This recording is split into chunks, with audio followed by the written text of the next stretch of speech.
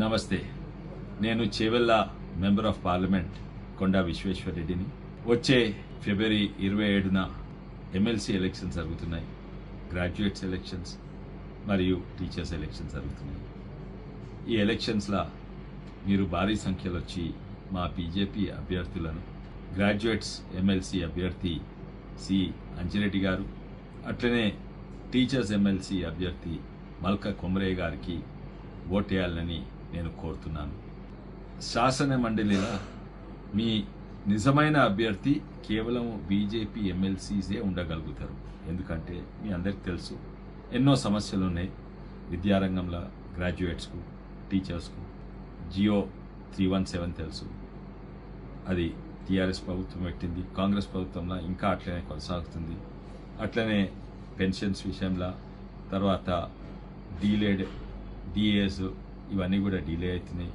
ఇంకా కస్తూర్బా గాంధీ బాలికా విద్యాలయాల ఎంతోమంది కాంట్రాక్ట్ ఉన్నారు ఎంప్లాయీస్, టీచర్స్, వాళ్ళని రెగ్యులరైజేషన్, ఎన్నో అంశాలు ఉన్నాయి. ఇదే కాక మన విద్యారంగానికి బడ్జెట్, ప్రత్యేకంగా ప్రభుత్వ పాఠశాలలకు ఫండ్స్, ఇవన్నీ కూడా ప్రభుత్వాన్ని నిలదీసి ప్రశ్నించగలుగుతుంది బీజేపీ ఎమ్మెల్సీస్ మాత్రమే.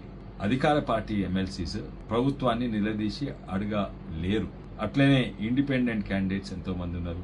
వాళ్ళు కాంగ్రెస్ టికెట్ అడిగిండు, దొరకలేదు కొంతమందికి.